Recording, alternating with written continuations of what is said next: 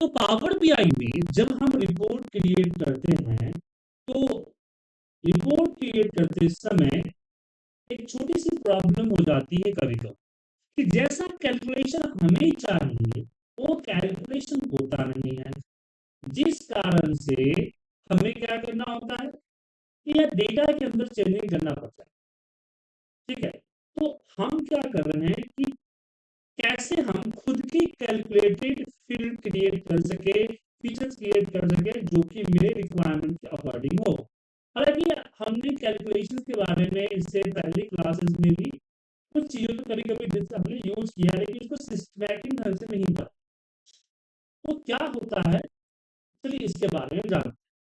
देखिए, आपके पास ऑलरेडी पहले से प्री डिफाइंड फील्ड्स हैं जो कि आपके डेटाबेस में अवेलेबल, पर डेटाबेस में जो फील्ड अवेलेबल है वो फील्ड आपका एनफ नहीं है, कुछ चीजें चाहिए। तो हम इसके लिए खुद के कैलकुलेशन करेंगे जिसको हम लोग डैक्स कैलकुलेशन कहते हैं। अब डैक्स कैलकुलेशंस जो है वो तीन चीजों पे होता है। पहला होता है मेजर्स कैलकुलेशन, जैसे कि हम डेटा में कुछ नहीं करना चाहते हैं, हम यहाँ जो फील्ड है इसमें करना चाहते हैं। क्या करना चाहते हैं? जैसे एग्जांपल के लिए यहाँ पे मेरी क्वांटिटी है और यहाँ पे मेरी डिलीवरी कॉस्ट है। तो मान लीजिए कि मैंने टोटल यहाँ पे निकाला कि मेरी क्वांटिटी टोटल सेल्स इतना है, 959 के मेरा टोटल सेल्स है।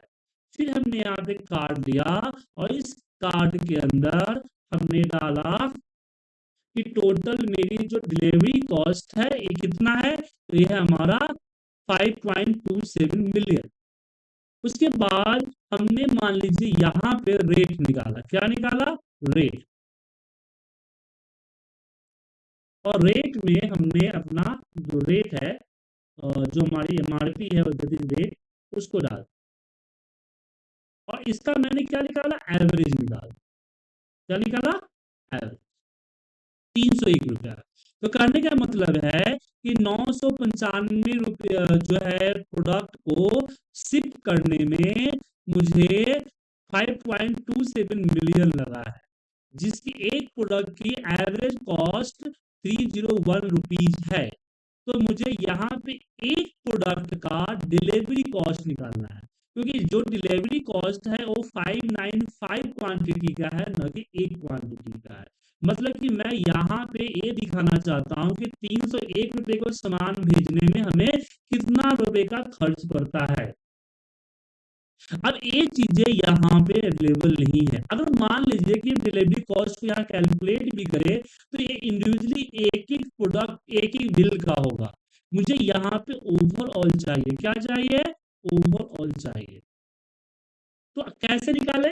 तो मुझे क्या करना है, सिंपल सी बात है कि टोटल सेल्स को, टोटल डिलीवरी कॉस्ट को टोटल क्वांटिटी से डिवाइड करना है, राइट। इसके लिए यहाँ आपको दिखेगा मेजर्स। क्या दिखेगा?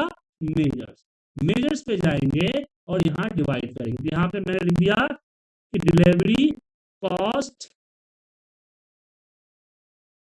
पर क्वांटिटी। ठीक है।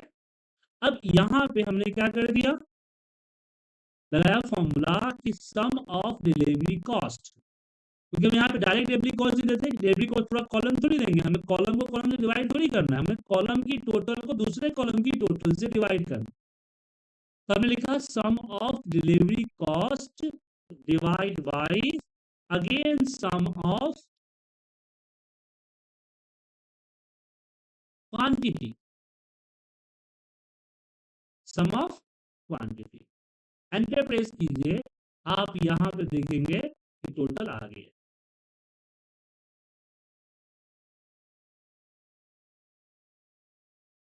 ठीक है। तो 5 रुपए 50 पैसे का एवरेज डिलीवरी कॉस्ट हो रहा है ओवरऑल। अब क्वेश्चन आता है तो चलो ये ठीक है, ओवरऑल कैलकुलेट कर रहा है, लेकिन मान लीजिए कि मैं ये काम टेबल में कर रहा हूं, मुझे यहाँ प्रोडक्ट वाइज चाहिए। हमने प्रोडक्ट लिया, प्रोडक्ट की टोटल सेल्स ले ली, प्रोडक्ट की टोटल डिलीवरी कॉस्ट ले लिया, और हमने यहाँ पे प्रोडक्ट का रेट ले लिया।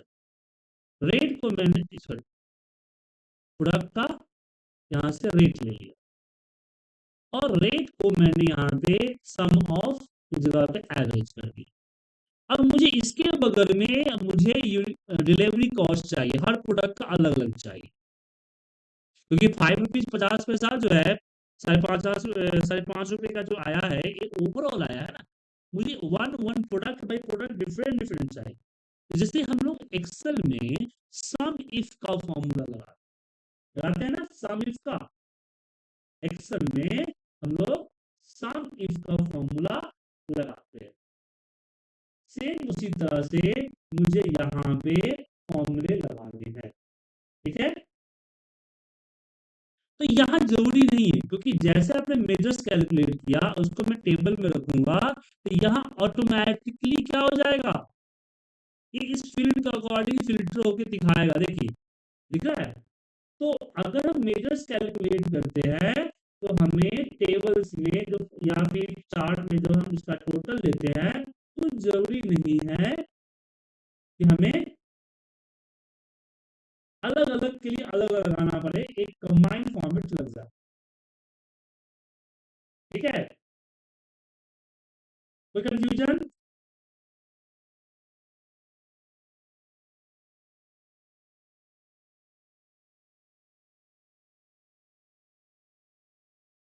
हेलो।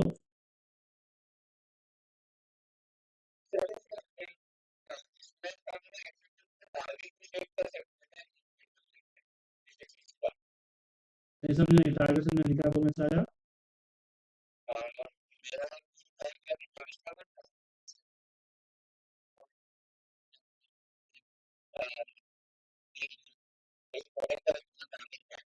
हम्म,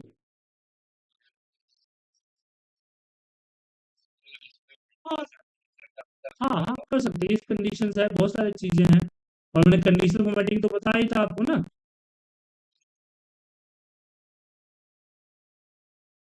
हाँ, न्यू में नहीं, न्यू में तो ओवरऑल देगा ना, आपको ये चीजें करनी होगी यहाँ कॉलम के अंदर। अब जैसे कि यहाँ देखिए, जैसे हाँ यहीं पे कर सकते हैं, कोई दिक्कत नहीं। जैसे यहाँ पे देखिए, ये दिख रहा है। अब मेरा टारगेट है कि भाई 4 रुपए से ज्यादा का खर्च नहीं होना चाहिए, ठीक है ना। 4 रुपए से ज्यादा का खर्च नहीं होना चाहिए। अगर 4 रुपए से ज्यादा का खर्च है तो एक चीज मैं देखना चाहता हूँ कि मैंने ओवर टारगेट कितना है, ओवर या अंडर टारगेट कितना है, ये चेक करना है। तो मैं एक और न्यू मेजर्स बनाऊंगा यहाँ पे, ठीक है ना। यहाँ पे ओ एन यू हमने डाल दिया, ओ एन यू टी के नाम पे, O N U T R G, over and under target, right. अगर हमें कुछ नहीं करना है, 4 रुपए का मेरा मेजरली मेरा जो 4 रुपए का टारगेट है, तो मैं करूंगा 4 - डिलीवरी कॉस्ट। जो हमने कॉलम बनाया है इसको हम कहीं और भी यूज कर सकते हैं। तो इससे क्या हो गया, ये आपको डिफरेंस आ जाएगा, इसी में उठाइए, ये आपको डिफरेंस दे देगा। दे दिया। अब इस डिफरेंस के जगह पे कुछ और चाहते हैं, जैसे मुझे नहीं, यस या नो चाहिए, क्या चाहिए, यस एंड नो। तो हम इस केस में यहाँ डैक्स फंक्शन इस्तेमाल करेंगे। क्या इस्तेमाल करेंगे, डैक्स फंक्शन। जैसे कि इफ अगर ए लेस देन 0 है तो क्या करना है, ओवर, यहाँ पे ओवर टारगेट, ठीक है, यहाँ ओवर लिख दीजिए, ओवर, ठीक है ना। अगर यहाँ पे प्लस में है तो यहाँ पे अंडर, ठीक है। यहाँ पे एंटर मारिए और फिर यहाँ पे एक मिनट, ये आपका यार है, स्पेलिंग रख दीजिए, आ गया ओवर अंडर। तो तरीके बहुत है सर, तरीके जो है बहुत है।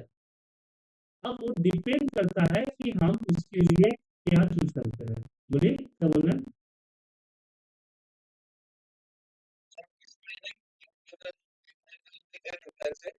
न्यू मेजर हुआ कि आप अपने हिसाब से बनाइए, ठीक है ना। और क्विक मेजर हुआ कि उसके अंदर प्री डिफाइंड फीचर इसको चूज करना, ठीक है ना। प्री डिफाइन है, आप अगर जाएंगे इसमें तो यहाँ पे देखिए प्री डिफाइंड है कि आपको क्या करना है, कैलकुलेशन करना है, क्या कैलकुलेशन करना है, ठीक है, सिलेक्ट ऑफ कैटेगरी, ठीक है, आपको फिल्टर, ये चीज है। इसके बारे में बाद में डिस्कस करेंगे, क्योंकि पहले आप मेजर को सीख तो लीजिए, तब तो सोचिए कि एवरेज ऑफ कैटेगरी क्या होता है, फिल्टर क्या होता है, टाइमलाइन क्या होता है, क्या, इसलिए चीजें नहीं होता है। ओके, तो आपने क्या जाना कि हम अपनी कैलकुलेशन रिक्वायरमेंट के अकॉर्डिंग मेजर्स कैलकुलेट कर, क्लियर है। अब इसके अंदर किस किस तरह के मेजर्स क्रिएट करेंगे, क्या होगा, भाई ऐसा हो जाए ऐसा हो जाए, इन चीजों पे हम आगे डिस्कस करेंगे। अभी जस्ट हम समझ रहे हैं कि हम कितने तरह के कैलकुलेशन कर सकते हैं, ठीक है, कितने तरह के कैलकुलेशन कर सकते हैं, ये हम अभी फिलहाल जान, ठीक है।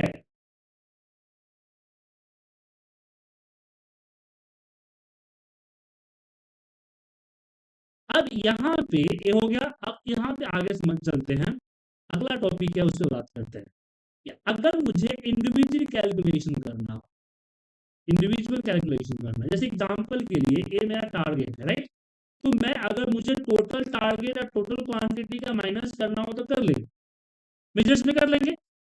लेकिन क्या होगा, इससे एक दिक्कत हो जाएगी, हमें चेक करना है कि क्या हमारे सारे सारे के सारे सेल्स टारगेट अचीव होते हैं या कुछ लोअर टारगेट होते हैं, कुछ अपर टारगेट होते हैं, मतलब एवरेज क्या है। एक अगर मैंने टारगेट सेट किया तो उस टारगेट को अचीव करने का एवरेज क्या है, समझे। तो हमें क्या करना है कि हमें कैलकुलेशन करनी है, क्या कैलकुलेशन करना है, मुझे ये दिखाना है कि जो क्वांटिटी है टारगेट का कितना परसेंट अचीव किया है, समझे। हमें क्या करना है, सिंपल सा जो है क्वांटिटी को डिवाइड करना है टारगेट से, ओके। ऐसे केस में मुझे क्या है कि एक एक का कैलकुलेशन करना, हर एक एंट्री का कैलकुलेशन करना। हमारे मेजर्स में क्या था कि कॉलम टू कॉलम कैलकुलेशन होता था ना, एक कॉलम का टोटल दूसरे कॉलम के टोटल के साथ कैलकुलेट होता था, राइट, यही हुआ ना सर। लेकिन अब मेरी रिक्वायरमेंट है ओवर बने कि इंडिविजुअल कैलकुलेशन है, हर एक एंट्री की कैलकुलेशन के लिए। तो उसके लिए हम टेबल में आएंगे, यहाँ पे कॉलम टूल्स पे जाएंगे और यहाँ न्यू कॉलम आपको दिखेगा, इस न्यू कॉलम पे क्लिक करें और इस न्यू कॉलम के ऊपर यहाँ हम फील्ड का नेम टाइप करेंगे, हम बोलेंगे TRG%, ठीक है। और सबको हो रही है कि सिर्फ एक आप ही में हो रहा है।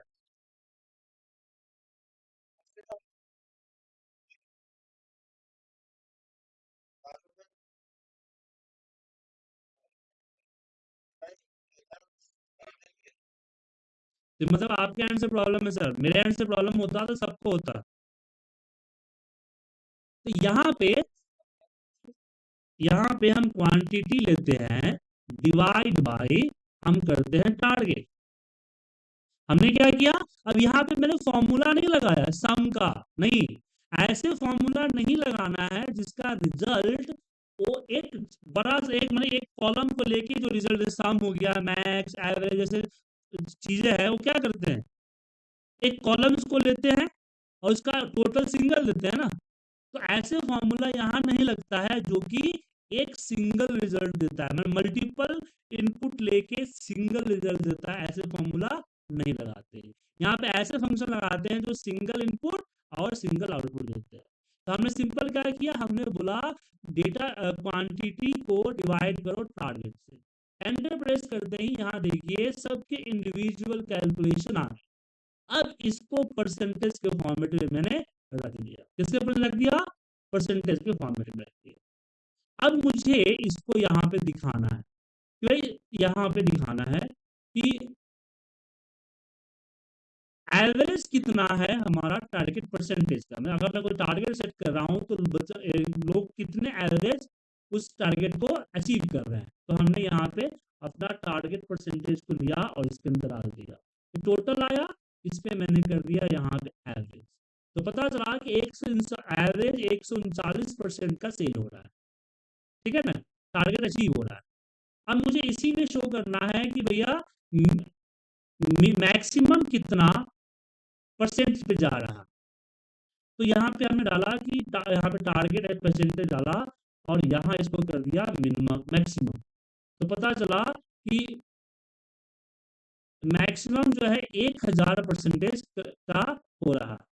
और इसी तरह से मुझे मिनिमम निकालना है, क्या निकालना है, मिनिमम, कि सबसे कम कितना हो रहा है। तो टारगेट अचीवमेंट में देख रहे हैं कि भाई इसमें हम करते हैं मिनिमम, मैक्सिमम सॉरी, तो मिनिमम 11% का हो। तो यहाँ पे अब जैसे कंपनी क्या करती है, फोकस करती है एवरेज पे और फोकस करती है किस पे, मिनिमम, ठीक है।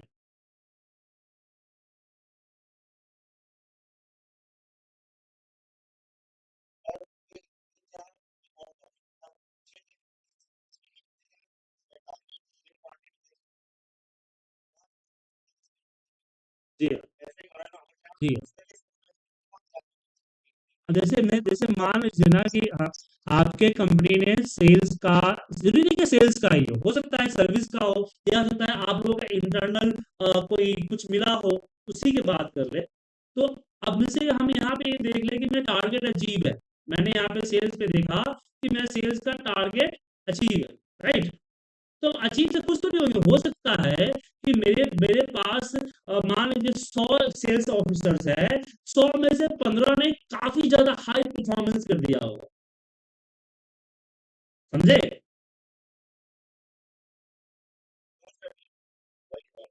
तो उससे क्या हुआ कि बाकी के जो 75 है उनका, उनके क्रेडिट को ले रहे हैं।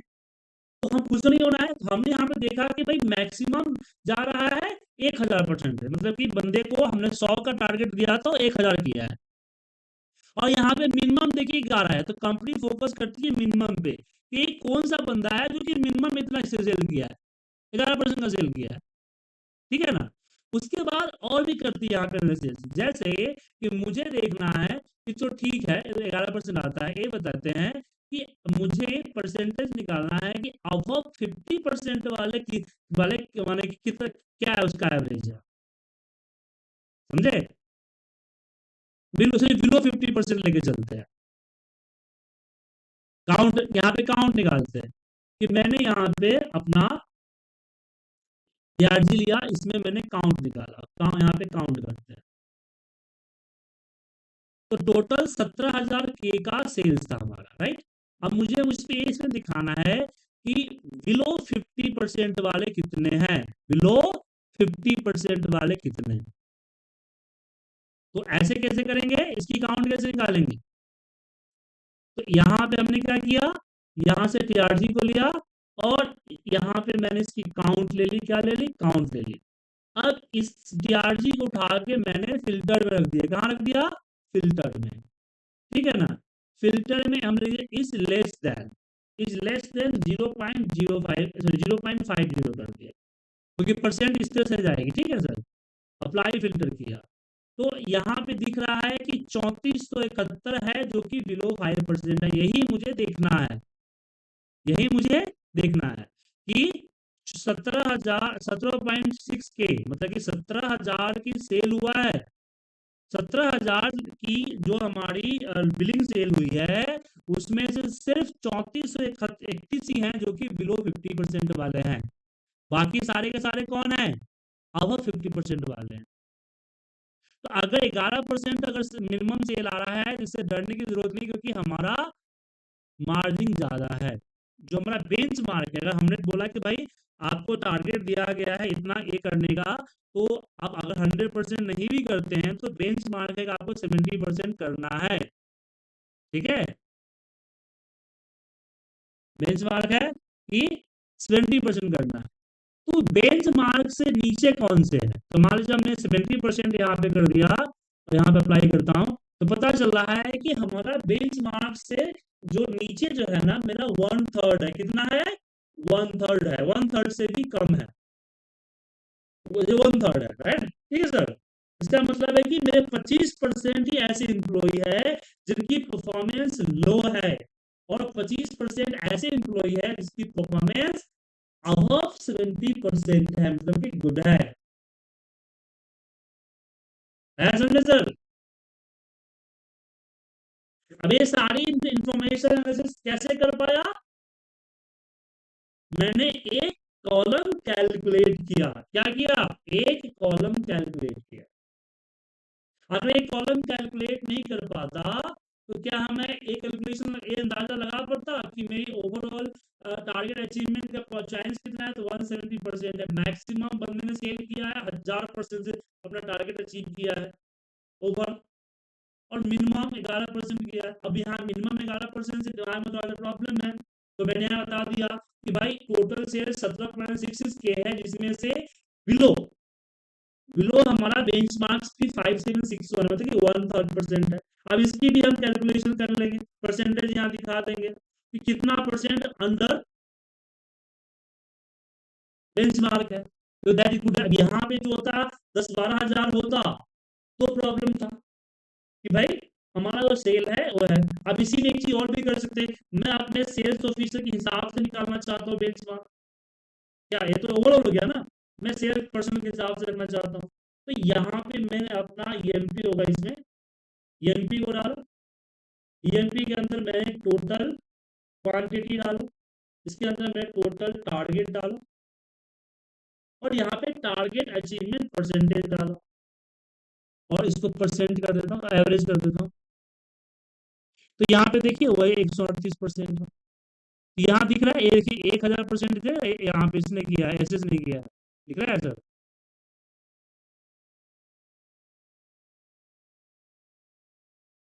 तो यहाँ से पता चल रहा है कि सारे के सारे मोस्टली बंदे 100% से ऊपर ही जा रहे हैं ओवरऑल में। ये ओवरऑल है, ठीक है।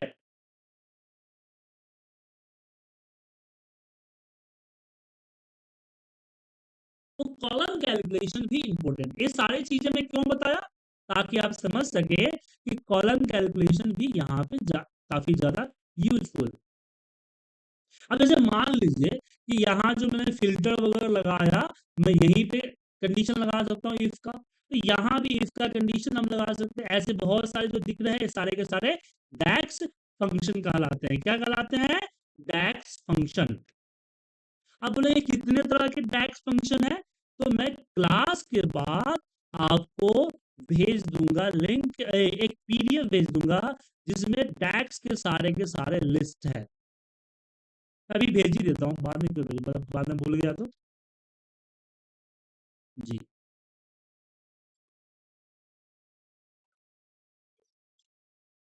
एक मिनट आ रहा हूँ।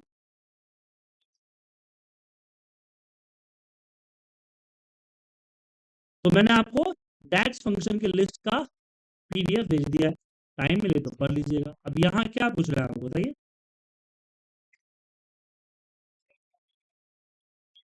हाँ,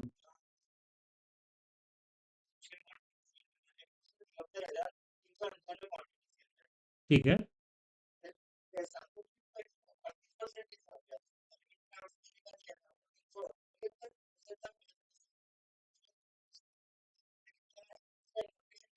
देखिए ये एवरेज है। ये जो सेल हुआ 73,998 हुआ और 73,86 हुआ, तो सम हुआ ना।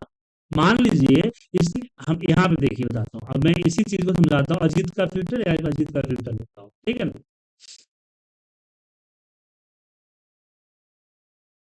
अब अजीत का फिल्ट्रेशन आ गया। अब इसने यहाँ देखिए 165, यहाँ पे 87 का सेल था, 87 का सेल था ना, 87 का टारगेट था, और इसने 79 सेल किया है। तो ये कम किया है, 90% हुआ। अब कहीं पे देख रहा है 113, 133% है, यहाँ पे 518% है। तो इसका जो एवरेज आएगा तो अलग ही आएगा, इसका सम और इसका सम में एवरेज तो नहीं। इसका देखिए, मुझे इसका एवरेज निकालना है, इसका एवरेज तो ज्यादा ही आएगा ना सर। तो यही चीज है कि यहाँ पे जो शो कर रहा है, ये नहीं शो कर रहा है कि इसने कितना परसेंट टारगेट, अगर आपको ये बताना है कितना परसेंट टारगेट अचीव किया है एक्चुअल में, तो फिर मुझे ये लगाना पड़ेगा। यहाँ पे देखिए तो क्या लगाना पड़ेगा? मेजर्स में कैलकुलेट करने पड़ेंगे। मेजर्स में गए और यहाँ पे लिख दिया ए बी जी सॉरी यहाँ पे TRG ACH परसेंटेज, ये जो भी नाम दे दीजिए। यहाँ पे मुझे करना पड़ेगा कि sum of quantity divide by sum of target. ये जो आप बोल रहे हैं ना, ये चीज ये होगा, ठीक है ना, ये होगा। अब इसको मैं इसको उठा के रखता हूँ। ये आपके हिसाब से, ये आपके हिसाब से इसको परसेंटेज में कन्वर्ट नहीं किया, मैं परसेंटेज में कन्वर्ट करता हूँ।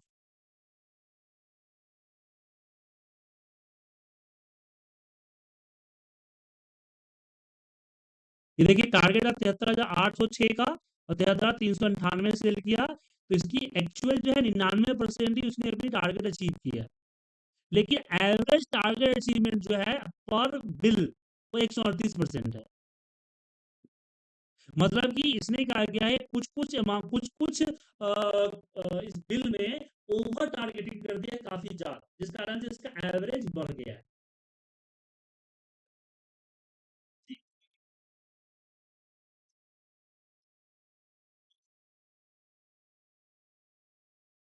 जी, बिल्कुल।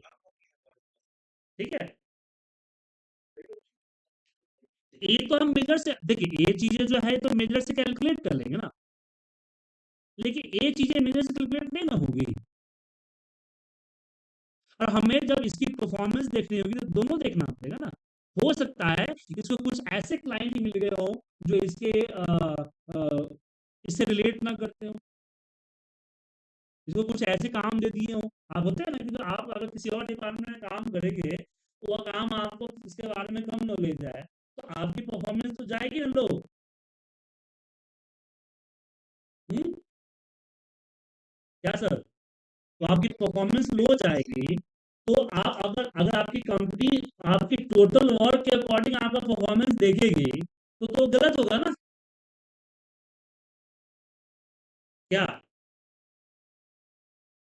तो ये भी देखना होगा ना कि इसका एवरेज क्या है, मतलब कि इसका 138% है, तो जो ये होंगे, जो प्रोग्रामर होंगे, वो क्या करेंगे, इसकी क्लाइंट क्लाइंट का डिटेल्स निकालेंगे और देखेंगे किस तरह के क्लाइंट पे ज्यादा परफॉर्मेंस दिया है। अब अगली बार से उसको उसी तरह क्लाइंट देंगे। समझ रहे हैं ना? ये चीजें किसके लिए होती है? जो हमारी ये होती है कंट्रोल सिस्टम, जो क्वालिटी एंड कंट्रोल डिपार्टमेंट होती है, वो इस तरह से एनालिसिस करती है। ठीक है ना? अब जैसे इसने चेक कर लिया कि भाई इसकी ओवरऑल परसेंट अचीवमेंट कम है और इसका एवरेज ज्यादा है। अब क्या होगा, इस पर्टिकुलर अजीत की पूरी क्लाइंट इंफॉर्मेशन निकाली जाएगी, पूरी सेल्स इंफॉर्मेशन निकाली जाएगी, और देखा जाएगा कि कौन कौन ऐसे सेल्स हैं जो कि इसने ओवर टारगेटेड किया है, मतलब कि बहुत ज्यादा परफॉर्मेंस किया है। फिर उसकी फ्रीक्वेंसी निकाली जाएगी कि ये वन टाइम ही किया है या इस तरह की क्लाइंट को डील फ्रीक्वेंसी ज्यादा अच्छा करता है क्या। तो फिर हम क्या करेंगे, उसको उसी तरह के क्लाइंट देंगे एक्सेल हैंडल करने के लिए। अब इस तरह की परफॉर्मेंस को सोचने की भी टीम होती है, आपके कंपनी में भी होती है, बाकियों में भी होती है। और जो इस तरह से सोचती है ना, वही कंपनी का सेल्स का ग्रोथ बढ़ता है। इसको बोलते हैं इसको बोलते हैं मैन पावर प्लेसमेंट, कि मैन पावर को कहाँ पे पैलेस करना है, सही जगह, किससे सही जगह पे किसको पैलेस करना है, जिससे हमारी कंपनी का ग्रोथ बढ़े। और हमारे मंत्री और नेता की तरह नहीं है कि आज तक गमले में फूल नहीं उगाया और एग्रीकल्चर मिनिस्टर बन गए। साइंस का सब न जानते हैं, लेकिन साइंस मिनिस्ट्री बन गए। समझ गए? चलिए, इधर पॉलिटिक्स की बात होती रहेगी। अब कुछ लोग बीजेपी के समर्थक होंगे, बोलेंगे सर देखिए सरकार के खिलाफ बोल रहा है। मैं किसी सरकार के खिलाफ नहीं बोल रहा हूँ सर। चलिए कोई बात नहीं, आगे बढ़ते हैं। तो हमने बात की किसमें, सेकेंड, फील्ड कैलकुलेशन। थर्ड जो आता है वो आता है हमारा टेबल कैलकुलेशन। क्या आता है? Table calculation. कई बार हमें क्या होता है कि लिस्ट चाहिए होती है ऐसी, जो कि एक ऐसे रिजल्ट चाहिए होती है जो कि पूरी की ओवरऑल इसमें चाहिए होती है, टेबल में। जैसे एग्जांपल के लिए मान लीजिए कि मैं एक सेल्स रिपोर्ट बना रहा हूँ डेट वाइज। क्या बना रहा हूँ? सेल्स रिपोर्ट बना रहा हूँ डेट वाइज। अब मान लीजिए कि मेरी सेल 3-4 महीने में 5-7 दिन जो है वो सेल नहीं हुआ है, तो उसमें क्या दिक्कत होगा? चार्ट पे दिखेगा ही नहीं सर, तो डेट ही नहीं दिखेगा, वो ड्रॉप ही नहीं दिखेगा कि इस दिन जीरो हुआ है सर। तो मुझे मान लीजिए कि ये ऐसा चाहिए जो कि पूरी की पूरी इस महीने की डेट लिस्ट चाहिए और उसके अकॉर्डिंग मैं टोटल सेल्स लेके आऊंगा, या फिर मुझे टोटल या टोटल मेरे स्टेट लिस्ट चाहिए। तो ऐसे केसेस में हम यहाँ न्यू कॉलम पे क्लिक नहीं करते हैं, हम करते हैं टेबल टूल्स। सब कहाँ जाते हैं? टेबल टूल्स, और यहाँ न्यू टेबल पे क्लिक करते हैं और अब ऐसे फंक्शन यहाँ लगाते हैं, जैसे मैंने बोल दिया स्टेट, यहाँ पे मैंने फंक्शन लगाया ऑल का और यहाँ पे लिया स्टेट। ऑल क्या करता है? जैसे एक्सेल में आता है यूनिक फॉर्मूला होता है जो कि ये देता है किसी कॉलम में कितने यूनिक वैल्यू है, काउंट है, वो निकाल के देता है। वही देखिए निकाल के दे दिया, जितने भी स्टेट थे सारे स्टेट लिख दिए, इसमें कोई भी स्टेट रिपीटेड नहीं है, बल्कि डेटा में आपके रिपीटेड। अब इसके आगे मैं और भी बाकी फंक्शन लगा के इसके बाकी जो स्टैटिक्स है, टोटल है, वो मंगाऊंगा, फिर उसके ऊपर और भी कैलकुलेशन करूंगा। तो इसके लिए हम यूज करते हैं अपना टेबल कैलकुलेशन। तो पावर बीआई में कितने तरह के कैलकुलेशन होते हैं? 3 तरह के कैलकुलेशन होते हैं। पहला होता है मेजर्स कैलकुलेशन, जो कि डैशबोर्ड्स पे किया जाता है। दूसरा होता है कॉलम कैलकुलेशन, जो कि एक टेबल के अंदर कॉलम पे किया जाता है। तीसरा होता है टेबल कैलकुलेशन, जो कि हमें कैलकुलेट करके जो रिजल्ट है एक अलग टेबल में देता है, एक अलग टेबल में, और ये टेबल इस टेबल से लिंक होता है। इसमें कुछ भी चेंज होगा यहाँ भी अपने आप को चेंज कर लेगा। ओके।